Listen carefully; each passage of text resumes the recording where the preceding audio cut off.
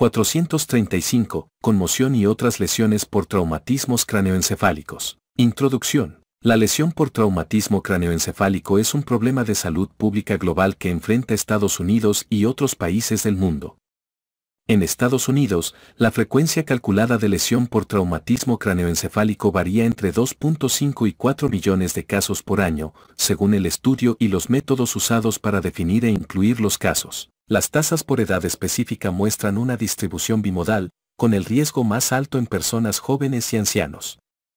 El mecanismo de lesión más frecuente en los jóvenes son los accidentes automovilísticos y es más común en varones, mientras que las caídas de los ancianos son la principal causa de lesión y es más probable que ocurran en mujeres. La lesión por traumatismo cráneoencefálico impone demandas sustanciales a los sistemas de atención a la salud. En todo el mundo, al menos 10 millones de lesiones por traumatismo cráneoencefálico son lo bastante graves para causar la muerte o ameritar hospitalización. En Estados Unidos, el costo anual calculado es mayor de 76.000 millones de dólares. Debido a los avances en la atención médica y a otros factores, más personas sobreviven a una lesión cerebral traumática que nunca antes. La lesión cerebral es la causa de mayor pérdida de productividad laboral entre los estadounidenses. Se calcula que 5.3 millones de estadounidenses viven con discapacidades significativas causadas por una lesión por traumatismo cráneoencefálico que complica su regreso a una vida plena y productiva. Una mayor atención de los medios de comunicación a la lesión por traumatismo cráneoencefálico relacionada con el trabajo militar y los deportes ha subrayado la preocupación creciente de que las lesiones que antes pasaban inadvertidas pueden tener consecuencias de por vida para algunas personas. Las lesiones cefálicas son tan frecuentes que casi todos los médicos serán llamados para proporcionar alguna forma de atención inmediata o para atender pacientes que sufren diversas secuelas. En principio, los pacientes requieren educación sobre la evolución natural de la lesión por traumatismo cráneoencefálico, junto con tratamiento de los síntomas agudos, como la cefalea. El seguimiento de los pacientes con lesión por traumatismo cráneoencefálico es importante para asegurar que las secuelas que algunos de ellos experimentan, como el trastorno posconmoción, depresión o trastornos del sueño, puedan ser identificados y tratados por un equipo multidisciplinario. Definición y clasificación. La lesión por traumatismo cráneoencefálico a menudo se define como una alteración en la función cerebral, u otra evidencia de patología cerebral, causada por una fuerza externa y caracterizada por lo siguiente: 1. Cualquier periodo de pérdida del estado de conciencia. 2. Cualquier pérdida de memoria de los eventos inmediatos anteriores, retrógrada, o posteriores, postraumática, a la lesión. 3. Cualquier deficiencia neurológica. Y 4. Cualquier alteración del estado mental al momento de la lesión. La evidencia de lesión por traumatismo cráneoencefálico puede incluir confirmación visual, neuroradiológica o de laboratorio del daño cerebral, pero es más frecuente que la lesión por traumatismo cráneoencefálico se diagnostique con base en criterios clínicos agudos. Además de la tomografía, las resonancias estructurales modernas y las imágenes funcionales, resonancia del estado funcional en reposo, tienen cada vez mayor sensibilidad y es probable que en un futuro próximo se desarrollen biomarcadores sanguíneos sensibles. Mecanismos de lesión por traumatismo cráneoencefálico. Los mecanismos frecuentes de lesión por traumatismo cráneoencefálico incluyen golpes en la cabeza con un objeto, el golpe de la cabeza contra un objeto, el movimiento de aceleración-desaceleración, penetración al cerebro de un cuerpo extraño o fuerzas generadas por eventos como un estallido o explosión.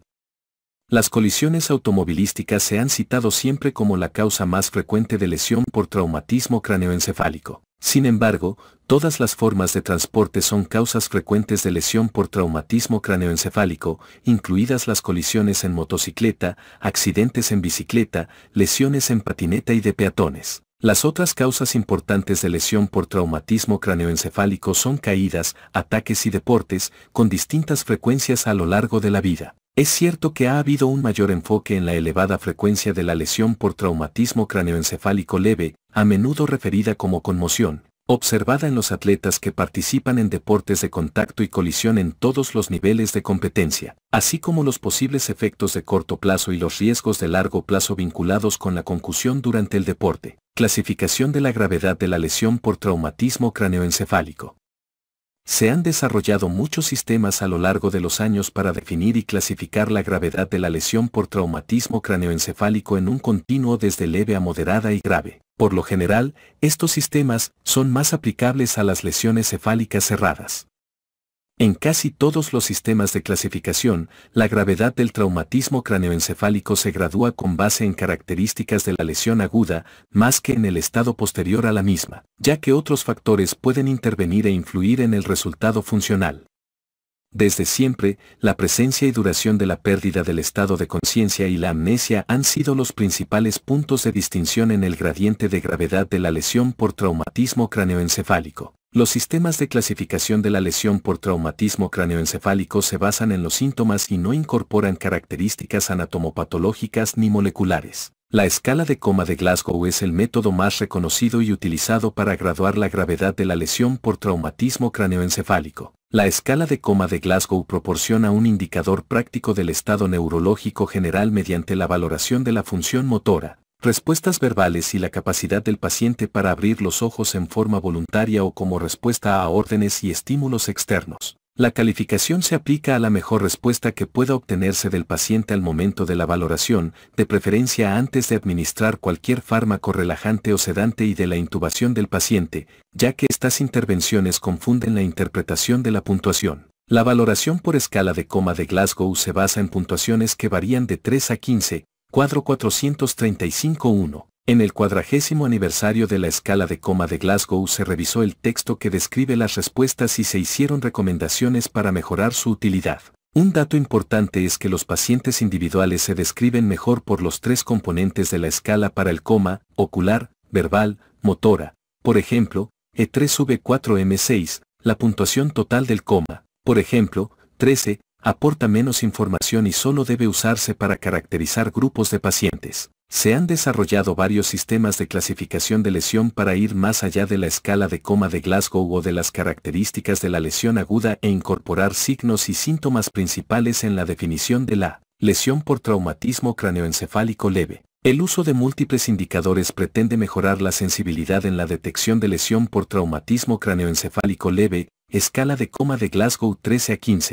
Al tiempo que considera también las características típicas de la lesión aguda que se han considerado predictivas del resultado luego de una lesión cerebral leve y moderada. La pérdida de la conciencia y la amnesia postraumática se mantienen como las características de lesión más frecuentes referidas en estos sistemas de clasificación. En caso de la lesión por traumatismo cráneoencefálico moderada, escala de coma de Glasgow 9 a 12, y grave, escala de coma de Glasgow 3 a 8. La calificación de escala de coma de Glasgow y la duración de la pérdida del estado de conciencia y amnesia postraumática pueden ser factores predictivos robustos del resultado y morbilidad de largo plazo. Sin embargo, en casos de lesión por traumatismo cráneoencefálico leve, aunque la amnesia postraumática y la pérdida del estado de conciencia son indicadores importantes de la intensidad de la lesión aguda, tienen menor valor predictivo del tiempo de recuperación final y el resultado. Tipos de lesión por traumatismo cráneoencefálico y patología. Lesión por traumatismo cráneoencefálico leve, conmoción. Se calcula que entre 70 y 90% de todas las lesiones cerebrales traumáticas tratadas son de intensidad leve, según las definiciones de casos usuales y las características de la lesión aguda. La mayoría de los cálculos publicados son del 85%. Es probable que las cifras publicadas subestimen la incidencia real de la lesión por traumatismo cráneoencefálico leve por las definiciones variables del caso y los métodos heterogéneos. Además, como un subgrupo de personas con las lesiones cerebrales más leves no busca atención médica, los estudios epidemiológicos que dependen de los datos hospitalarios también subestiman la incidencia real. Aunque el término conmoción es popular, es vago y no se basa en criterios objetivos de aceptación general, lo que genera múltiples definiciones de varios grupos. Se ha mantenido un debate sobre si la conmoción es parte del espectro de lesión por traumatismo cráneoencefálico o una entidad separada. En 2017, el Grupo de Conmoción Cerebral en Deportes publicó una declaración de consenso: la conmoción es una lesión cerebral traumática, M.C. Crowley et al., 2017. Al situar con firmeza la conmoción en el espectro de la lesión por traumatismo cráneoencefálico, ahora pueden considerarse juntos los procesos fisiopatológicos comunes a todas las formas de presentación de la lesión por traumatismo cráneoencefálico: fractura craneal, hematoma extraaxial, contusión y lesión axónica. Fracturas de cráneo. Un golpe en el cráneo causa fracturas y rebasa la tolerancia elástica de los huesos. Alrededor de 66% de las fracturas de cráneo se acompaña de una lesión intracraneal y si se pierde la continuidad del hueso la probabilidad de que se forme un hematoma subdural o epidural en el plano más profundo aumenta de forma considerable. En consecuencia, las fracturas son básicamente indicadoras del sitio y la magnitud de la lesión. Si la membrana aracnoidea subyacente se desgarró, las fracturas también representan una vía potencial para la entrada de bacterias al líquido cefalorraquídeo, con el riesgo de meningitis y fuga del líquido cefalorraquídeo hacia afuera a través de la duramadre. Si se produce esto, se presenta cefalea ortostática intensa por la presión disminuida en el compartimiento del líquido cefalorraquídeo. La mayor parte de las fracturas son de tipo lineal y se extienden desde el punto de impacto hasta la base del cráneo. Las fracturas de la base del cráneo a menudo son extensiones de fracturas lineales adyacentes sobre la convexidad del cráneo, pero en ocasiones son independientes si el piso de la fosa craneal media y el occipucio se someten a una carga excesiva. Las fracturas basales son paralelas a la porción petrosa o pasan sobre el esfenoides y se dirigen hacia la silla turca y el surco etmoidal.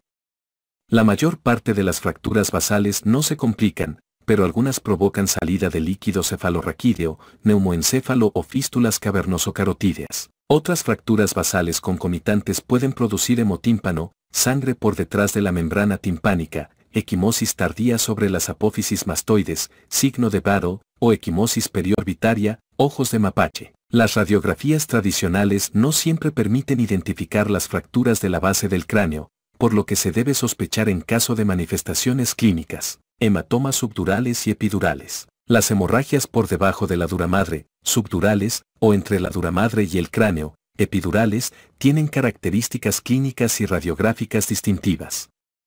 Acompañan a contusiones y otras lesiones, lo que enmascara la contribución relativa de cada componente al estado clínico. El efecto de masa y la hipertensión intracraneal por los hematomas ponen en riesgo la vida, por lo que es imperativo identificarlas con rapidez por medio de una tomografía o resonancia y tratarlas según corresponda. Hematoma epidural, figura 435-1. Estos hematomas avanzan con mayor rapidez que los subdurales y, por tanto, son más engañosos. El signo más característico de la hemorragia epidural es la presencia de un intervalo lúcido de minutos u horas que precede al estado de coma. Se desarrollan hasta en 10% de los traumatismos craneoencefálicos graves, pero se acompañan con menos frecuencia de lesión cortical subyacente que los hematomas subdurales. En estos casos está indicado el vaciamiento quirúrgico rápido con ligadura o cauterización del vaso dañado que causa la hemorragia, por lo general la arteria meningea media, que fue lacerada por una fractura de cráneo. Si se identifica y trata pronto, los pacientes a menudo tienen un resultado favorable. Hematoma subdural agudo. Figura 435-2, el traumatismo craneal directo puede ser de poca intensidad y no es necesario que suceda para que surja hemorragia aguda subdural, especialmente en el anciano y en personas que reciben anticoagulantes. A veces la sola fuerza de aceleración, como el latigazo cervical, basta para producir hematoma subdural. Se sabe que incluso 33% de los pacientes muestra un intervalo de lucidez que dura minutos u horas antes de que se produzca el coma, pero muchos pacientes están somnolientos o en estado de coma desde el momento de la lesión. Con frecuencia se acompaña de cefalea unilateral y miosis pupilar ipsolateral, pero no siempre. Los hematomas subdurales pequeños son asintomáticos y no suelen evacuarse si no crecen. El estupor o coma, la hemiparesia y la miosis unilateral son signos de hematomas grandes. La hemorragia que causa los hematomas subdurales más grandes casi siempre es de origen venoso, aunque en ocasiones se encuentran sitios hemorrágicos arteriales en la operación y unos cuantos hematomas grandes tienen un origen arterial puro. En el paciente con deterioro agudo se requiere una craneotomía de urgencia. En contraste con los hematomas epidurales, la morbilidad y mortalidad relacionadas con los hematomas subdurales agudos que ameritan cirugía son significativas. Hematoma subdural crónico.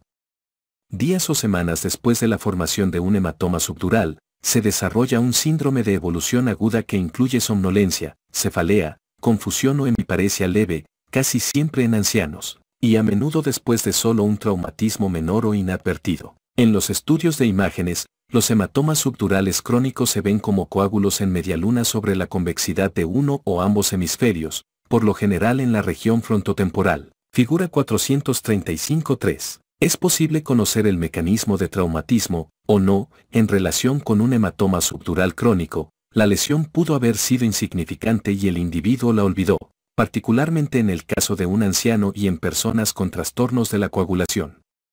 La cefalea es común, pero no invariable. Otras características que se presentan semanas después son pensamiento lento, cambios vagos de la personalidad, convulsiones o hemiparesia leve.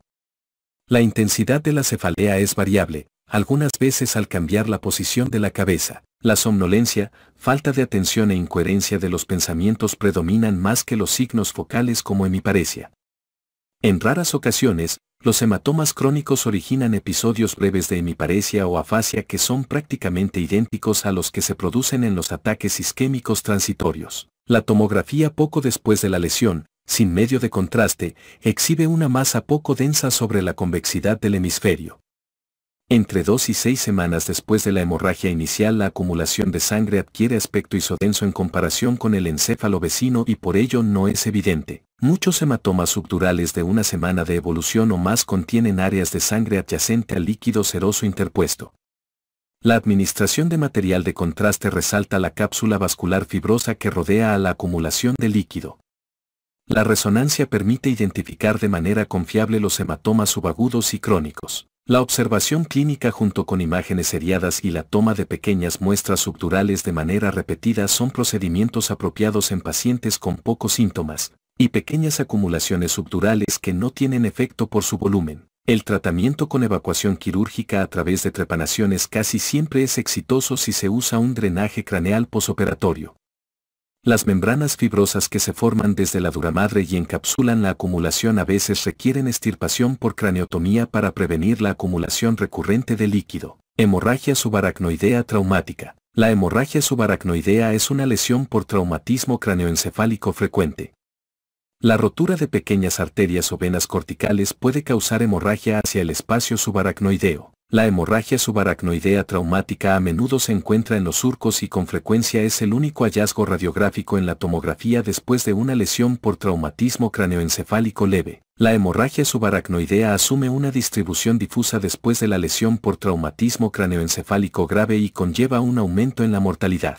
En la lesión por traumatismo craneoencefálico leve, la hemorragia subaracnoidea representa un biomarcador imagenológico objetivo de la lesión por traumatismo craneoencefálico y en algunos pacientes se relaciona con resultados desfavorables. Conmoción, figura 435-4. La conmoción o equimosis superficial del encéfalo comprende diversos grados de hemorragia petequial, edema y destrucción ística. Las contusiones y hemorragias profundas son consecuencia de la acción de fuerzas mecánicas que desplazan a los hemisferios dentro del cráneo al desacelerar el encéfalo contra la cara interna del cráneo, bajo el punto de impacto, lesión por golpe, o al retroceder el encéfalo en el área antipolar, lesión por contragolpe. Un traumatismo tan intenso que provoca pérdida prolongada del conocimiento por lo general causa algún grado de conmoción. El impacto contra un objeto no penetrante, como el tablero de un automóvil o la superficie dura en el caso de una caída hacia adelante, provoca conmociones de las superficies orbitarias de los lóbulos frontales y las porciones anterior y basal de los lóbulos temporales. En los impactos laterales, como contra la puerta de un automóvil, las conmociones se ubican en la convexidad lateral del hemisferio. Los signos clínicos de la conmoción dependen del sitio y la magnitud de la lesión. A menudo no surgen anomalías neurológicas focales, pero las regiones lesionadas, más adelante muestran cicatrices de la glía que pueden causar convulsiones. La hemiparesia o desviación preferencial de la mirada es frecuente en las conmociones moderadas. Las conmociones bilaterales intensas generan coma con postura en extensión, en tanto que las que se limitan a los lóbulos frontales provocan un estado taciturno. Las conmociones del lóbulo temporal causan delirio o un síndrome de agresividad. Las fuerzas de torsión o cizalla dentro del cerebro pueden causar hemorragias en los ganglios basales y otras regiones profundas. Las contusiones y hemorragias grandes después de un traumatismo menor deben generar la sospecha de una coagulopatía por alguna enfermedad subyacente o más a menudo, por tratamiento anticoagulante. Las conmociones agudas son fáciles de observar en imágenes de tomografía y resonancia. Se ven como zonas hiperdensas heterogéneas en la tomografía y como áreas hiperintensas en las secuencias T2 y con recuperación de inversión atenuada por líquido de la resonancia. Casi siempre existe edema cerebral localizado circundante y cierta hemorragia subaracnoidea. La sangre en el líquido cefalorraquídeo por un traumatismo puede desencadenar una reacción inflamatoria leve. Unos días después, las conmociones adquieren un reforzamiento del contraste circundante y edema que pueden confundirse con tumores o abscesos. Lesión axónica, figura 435-5. La lesión axónica traumática es una de las lesiones más frecuentes después de la lesión por traumatismo craneoencefálico. Hay interrupción o cizallamiento de los axones al momento del impacto y esto se acompaña de hemorragias. Ocurre después de lesiones por desaceleración a alta velocidad, como las colisiones automovilísticas, Johnson et al., 2013. La presencia mayor de 4 áreas de lesión anóxica traumática se denomina lesión axónica difusa, y cuando es diseminada se ha propuesto como explicación del coma persistente y el estado vegetativo posterior a la lesión por traumatismo craneoencefálico, capítulo 300. Solo la lesión anóxica traumática grave que contiene una cantidad sustancial de sangre es visible en la tomografía, casi siempre en el cuerpo calloso y el centro semioval. Lo más frecuente es que la tomografía sea negativa en la lesión anóxica traumática, pero la resonancia ulterior, sobre todo la imagen con eco con gradiente o ponderada por susceptibilidad, muestran depósitos de hemosiderina, reflejo de microhemorragias además del daño axónico en las secuencias de difusión. Lesiones de los pares craneales. Los pares craneales que con más frecuencia se lesionan en los traumatismos craneoencefálicos son olfatorio, óptico, motor ocular común y troclear. La primera y segunda ramas del nervio trigémino y las ramas facial y auditiva del facial. La anosmia con pérdida del gusto figurada, que en realidad corresponde a la pérdida de la percepción de los sabores aromáticos conservando la percepción del gusto. Tiene una frecuencia aproximada de 10% de las lesiones craneoencefálicas graves, especialmente al caer de espaldas y golpearse la cabeza. Ello es consecuencia del desplazamiento del cerebro y el efecto en cizalla que se ejerce en los filamentos finos del nervio olfativo que cruzan a través de la lámina cribosa del etmoides. Se espera cuando menos la recuperación parcial de las funciones de olfato y gusto, pero si durante meses persiste la anosmia bilateral el pronóstico es insatisfactorio. Las lesiones parciales del nervio óptico por traumatismos cerrados generan vista borrosa, escotomas centrales o paracentrales o defectos visuales sensitivos. La lesión directa a la órbita provoca vista borrosa de corta duración para objetos cercanos por iridoplegia reversible. La presencia de diplopía circunscrita a la mirada descendente que se corrige cuando la cabeza se inclina hacia el lado contrario de la lesión indica daño del nervio troclear, cuarto par craneal. Es un fenómeno aislado frecuente después de un traumatismo craneoencefálico menor o bien se desarrolla varios días después. La lesión del nervio facial por una fractura de la base del cráneo se manifiesta de inmediato y hasta en 3% de las lesiones graves, en ocasiones se presenta después de 5 a 7 días. Las fracturas a través de la porción petrosa, en especial las transversales, que son menos comunes, generan parálisis facial. La parálisis tardía, cuyo mecanismo se desconoce, tiene buen pronóstico. La lesión del octavo par craneal por fractura de la porción petrosa causa pérdida de la audición, vértigo y nistagmo inmediatamente después del traumatismo. La sordera por lesión del octavo par craneal debe distinguirse de la que es secundaria a rotura del tímpano, en la que hay presencia de sangre en el oído medio o rotura de los huesecillos por una fractura a través del oído medio. La conmoción coclear directa se acompaña de mareo e hipoacusia para tonos altos, convulsiones. Inmediatamente después de un traumatismo craneoencefálico es raro observar convulsiones, pero algunas veces después del impacto se observa una postura tónica en extensión o unos cuantos movimientos clónicos de las extremidades de forma rápida. Sin embargo, las cicatrices de la corteza encefálica que se forman después de las conmociones constituyen focos epileptógenos que generan convulsiones, incluso varios años más tarde, capítulo 418.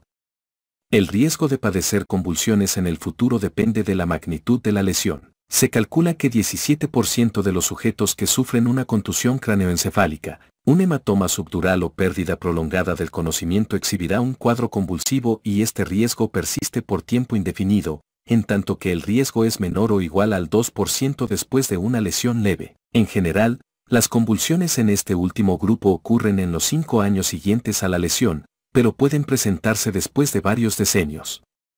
Las lesiones penetrantes tienen índices mucho más elevados de epilepsia ulterior. Síndromes clínicos y tratamiento de las lesiones craneoencefálicas. Lesiones leves. El sujeto que por poco tiempo ha perdido el conocimiento o ha quedado aturdido después de una lesión pequeña en la cabeza, por lo común recupera su estado de alerta pleno y su atención en término de minutos, pero puede quejarse de cefalea, mareos, desmayos, náusea, un solo episodio de emesis, dificultad para concentrarse, un periodo corto de amnesia o vista moderadamente borrosa. Este típico síndrome de conmoción conlleva un pronóstico satisfactorio y es poco el peligro de que más adelante haya deterioro. Los niños manifiestan con facilidad somnolencia, vómito e irritabilidad.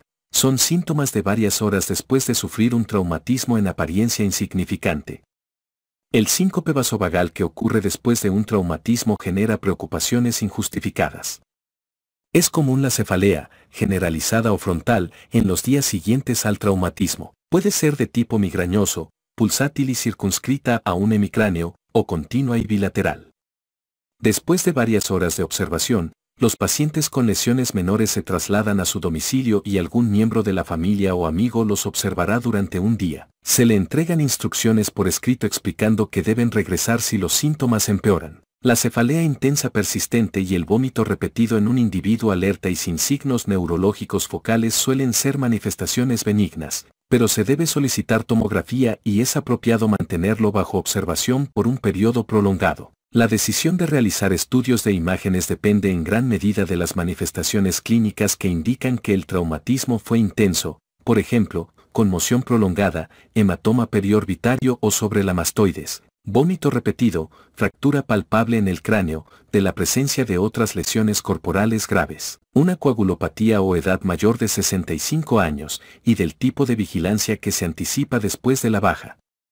Dos estudios prospectivos sugieren que los individuos de edad avanzada, con 2 o más episodios de vómito, amnesia anterógrada persistente o de más de 30 minutos de duración, convulsiones y alguna adicción son indicadores sensibles, pero inespecíficos, de hemorragia intracraneal que justifica la realización de una tomografía, conmoción cerebral en actividades deportivas, con base en su prevalencia publicada y efectos agudos, y por los temores de consecuencias neurológicas de largo plazo. La conmoción cerebral relacionada con deporte se ha convertido en el foco de una preocupación cada vez mayor por parte de médicos clínicos, investigadores, organizaciones deportivas y de los mismos atletas. La conmoción cerebral es una lesión frecuente en los deportes de contacto y colisión, por ejemplo, fútbol americano, hockey, lucha, en todos los niveles de participación, incluidos los juveniles. Un estudio indicó que de 1997 a 2007, las visitas a la sala de urgencias para niños de 8 a 13 años que sufrieron una conmoción en deportes de equipo organizado se duplicó, y aumentó más del 200% en el grupo de 14 a 19 años de edad. Estos incrementos podrían representar mejoras en la identificación, además de los cambios reales en las tasas de incidencia. La investigación en la última década ha aumentado el conocimiento sobre la evolución natural de la recuperación clínica después de una conmoción cerebral relacionada con el deporte. En general, los hallazgos de la recuperación aguda son favorables. Un reporte de 2003 fue el primero en graficar el curso temporal continuo de recuperación aguda varios días después de la conmoción, lo que indica que más del 90% de los atletas informó recuperación sintomática en menos de una semana. Desde entonces, varios estudios prospectivos más han demostrado que la enorme mayoría de los atletas alcanza una recuperación completa de los síntomas, función cognitiva, estabilidad postural y otras alteraciones funcionales en un periodo de 1 a 3 semanas después de la conmoción cerebral. Sin embargo, existen informes anecdóticos frecuentes de atletas que permanecen con síntomas y resultados alterados en las pruebas funcionales mucho más de la ventana de recuperación informada a menudo en estudios de grupos. La mayor dificultad que parecen enfrentar todavía los médicos deportivos y los expertos en salud pública es cómo tratar y reducir el riesgo de manera efectiva en este subgrupo de deportistas que no tienen la recuperación típica. Se desconoce la frecuencia precisa de atletas que no siguen el curso típico de recuperación rápida espontánea y en su lugar muestran síntomas prolongados u otras alteraciones funcionales posteriores a la conmoción. Hay poca evidencia empírica sobre cuáles factores de riesgo pueden estar relacionados con un periodo de recuperación prolongado o con resultados deficientes en deportistas, y cómo pueden modificarse estos riesgos en el campo clínico. Ante la ausencia de información adecuada, Una estrategia apoyada en el sentido común respecto a la conmoción durante actividades deportivas ha sido evitar los deportes de contacto al menos durante varios días después de una lesión de poca importancia, y por un periodo mayor si hubo lesiones más graves o si se presentaron tardíamente manifestaciones neurológicas como cefalea y dificultad para concentrarse. Ningún individuo debe regresar a jugar, a menos que se resuelvan todos los síntomas y un médico experimentado en el tratamiento de la conmoción haga una valoración. Una vez autorizado, el individuo puede empezar un programa graduado de actividad creciente. Los atletas jóvenes tienen una probabilidad particular de experimentar síntomas prolongados de la conmoción y en este grupo de edad es razonable un regreso más lento a la actividad deportiva. Estas guías están diseñadas en parte para evitar la perpetuación de los síntomas, pero también para eludir el raro síndrome de segundo impacto, en el que se produce edema cerebral difuso y letal después de una lesión cefálica menor. Antes, el deterioro mental en los boxeadores al final de sus carreras se llamaba demencia pugilística. Existe cierta evidencia de que las conmociones repetidas en otros deportes, en particular en jugadores profesionales de fútbol americano, se relacionan con un trastorno cognitivo tardío y progresivo similar, a veces con síntomas conductuales sobresalientes que pueden incluir depresión, insomnio, conductas violentas y tendencia suicida. El cerebro de estos pacientes muestra depósito de proteína tau en las capas corticales superficiales, sobre todo en la profundidad de los surcos en la corteza frontal, un patrón llamado encefalopatía traumática crónica. La encefalopatía traumática crónica es una entidad interesante y muy estudiada. Un estudio reciente de neuropatología en atletas que donaron su cerebro a la investigación informó que los cambios de la encefalopatía traumática crónica eran hallazgos en extremo frecuentes. Sin embargo, la mayoría de los antiguos jugadores de fútbol americano no se queja de síntomas cognitivos y por ahora se desconoce la prevalencia real de encefalopatía traumática crónica. Se desconoce su contribución, si la tiene, a la demencia en la edad avanzada y al parkinsonismo en personas que fueron atletas, soldados o que sufrieron conmociones repetidas. La encefalopatía traumática crónica también se describe en el capítulo 417, estados posteriores a la conmoción. El síndrome posconmoción se refiere a un estado posterior a la lesión por traumatismo cráneoencefálico menor que consiste en combinaciones de fatiga, mareo, cefalea y dificultad para concentrarse. El tratamiento es difícil y casi siempre requiere la identificación y tratamiento del problema específico que más molesta al individuo. Está demostrado que una explicación clara de los síntomas que pueden seguir a la conmoción reduce las quejas posteriores. Debe tenerse cuidado de evitar el uso prolongado de fármacos que generan dependencia. En un principio, la cefalea puede tratarse con paracetamol y pequeñas dosis de amitriptilina. Los ejercicios vestibulares, capítulo 19, y dosis bajas de supresores vestibulares, como la prometacina, pueden ser útiles cuando el mareo es el problema principal. A los pacientes que después de una lesión menor o moderada tienen problemas con la memoria o con tareas cognitivas complejas en el trabajo se les puede tranquilizar al informarles que estos problemas casi siempre mejoran en varios meses, mientras tanto puede reducirse la cantidad de trabajo. Para la gran mayoría de personas con lesión por traumatismo cráneoencefálico leve, los síntomas de síndrome posconmoción ceden y se resuelven en unas cuantas semanas. Para un subgrupo de individuos con lesión por traumatismo cráneoencefálico leve, las quejas de los síndromes posconmoción persisten más de lo esperado según los marcadores de gravedad de la lesión por traumatismo cráneoencefálico. Se propuso el término síndrome posconmoción para uso diagnóstico cuando los síntomas por lesión por traumatismo cráneoencefálico leve, como las molestias neurológicas, cognitivas, conductuales o somáticas, persisten después de los periodos agudo y subagudo,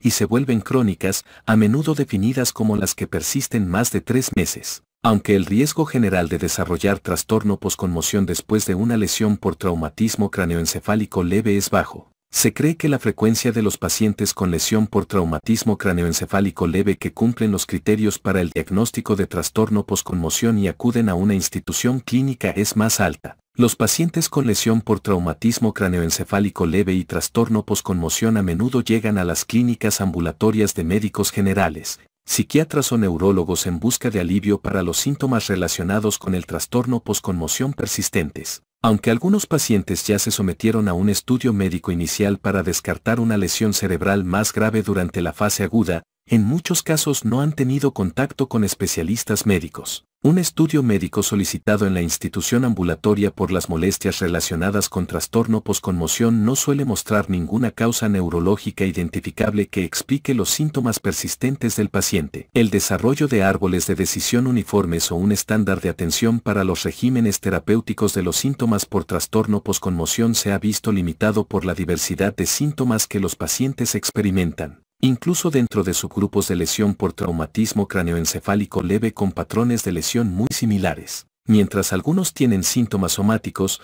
otros se quejan de cambios cognitivos o conductuales subjetivos. El trastorno posconmoción no es una alteración unidimensional, sino un resultado influido por diversos factores cognitivos, emocionales, médicos, psicosociales y motivacionales. Debido a su complejidad, los tratamientos que se enfocan en los síntomas relacionados con el trastorno posconmoción persistentes y refractarios deben ajustarse a las necesidades y expectativas del paciente individual, con referencias a los especialistas necesarios para la asistencia en el tratamiento de la cefalea, dolor de cuello y espalda, mareo y vértigo, y otros síntomas informados en el contexto del trastorno posconmoción. Además, a menudo se refiere a los pacientes a profesionales en salud conductual, como neuropsicólogos, psicólogos de rehabilitación, psicólogos médicos y psiquiatras por diversas razones, pero en particular cuando experimentan cambios cognitivos, emocionales o conductuales que acompañan al trastorno posconmoción.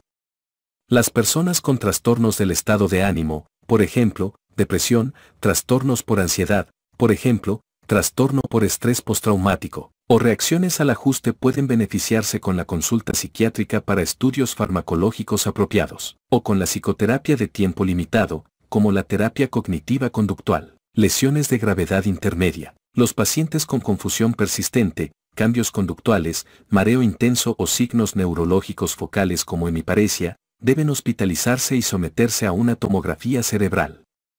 A menudo, se diagnostica un hematoma o conmoción cerebral. Los síndromes clínicos en este grupo comprenden: 1. Delirio con aversión a ser explorado o cambiado de sitio, lenguaje obsceno y resistencia si se le incomoda, conmociones del lóbulo temporal anterior. 2. Un estado cognitivo lento, indiferente y tranquilo, abulia, con escasa expresión facial e irritabilidad, conmoción de los lóbulos frontal inferior y frontopolar. 3. Deficiencia focal como afasia o hemiparesia leve, por hematoma subdural o conmoción en la convexidad o, con menor frecuencia, aunque a menudo no se le detecta, disección de la arteria carótida. 4. Confusión con falta de atención, ineptitud en las tareas cognitivas sencillas y orientación fluctuante o moderadamente errónea. Situación que surge en algunos tipos de lesiones como las dos descritas antes y también en el caso de conmociones del lóbulo frontal medial y hematoma subdural interhemisférico. 5. Vómito repetido, nistagmo, somnolencia e inestabilidad,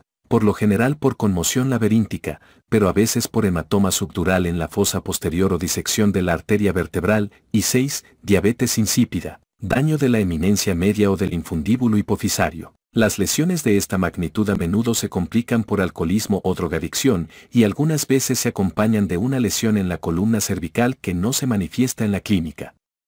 Las lesiones por estallido a menudo se acompañan de rotura de las membranas timpánicas. Después de la eliminación quirúrgica de hematomas, muchos enfermos dentro de esa categoría mejoran en el transcurso de semanas. En la primera semana a menudo aparecen fluctuaciones de la vigilia, la memoria y otras funciones cognitivas y se acompañan de agitación. Los cambios conductuales empeoran por la noche, al igual que otras encefalopatías, pero mejoran con dosis pequeñas de antipsicóticos. Las alteraciones sutiles de la atención, el intelecto, la espontaneidad y la memoria se normalizan varias semanas o meses después del traumatismo, a veces de modo sorprendentemente repentino. Sin embargo, es probable que la extensión total de la recuperación no se identifique en varios años. Los trastornos persistentes de las funciones cognitivas se describen más adelante. Lesión grave. El paciente que se encuentra en coma desde el momento de la lesión necesita atención neurológica inmediata y medidas de reanimación. Después de intubarla e iniciar medidas que eviten la deformación de la columna cervical, se valoran la profundidad del coma, el diámetro y reactividad pupilares, los movimientos de las extremidades y los reflejos cutáneoplantares. Tan pronto lo permitan las funciones vitales y después de valorar los signos radiográficos de la columna cervical y una tomografía, el paciente es transportado a una unidad de cuidados intensivos. Es importante corregir la hipoxia y utilizar solución salina normal para el líquido de reanimación con preferencia sobre la albúmina. El hallazgo de un hematoma epidural o subdural o una hemorragia intracerebral grande es determinante para intervención quirúrgica inmediata o bien para realizar una descompresión intracraneal en un paciente que puede ser salvado. La medición de la presión intracraneal con un catéter ventricular o dispositivo de fibra óptica para guiar el tratamiento se favorece en muchas instituciones, pero no ha mejorado el resultado. En varios regímenes se usan soluciones intravenosas hiperosmolares para limitar la presión intracraneal. Se recomiendan fármacos antiepilépticos profilácticos por 7 días y deben suspenderse, a menos que haya múltiples convulsiones posteriores a la lesión. El tratamiento del aumento de la presión intracraneal, una manifestación frecuente de la lesión cefálica grave, se describe en el capítulo 301. A pesar de la mejoría en la mortalidad por lesión por traumatismo cráneoencefálico grave en las últimas décadas, persiste un grado intenso de nihilismo en la lesión por traumatismo cráneoencefálico. El uso frecuente de un resultado a 6 meses en los estudios clínicos de lesión por traumatismo cráneoencefálico refuerza esta idea equivocada. La recuperación de la lesión por traumatismo cráneoencefálico puede tomar años. Además, la capacidad para predecir el resultado de largo plazo es limitada y a menudo incorrecta. Las guías recientes para la mejor práctica recomiendan que, en ausencia de muerte cerebral, instituir tratamiento intensivo al menos por 72 horas en el periodo de lesión aguda.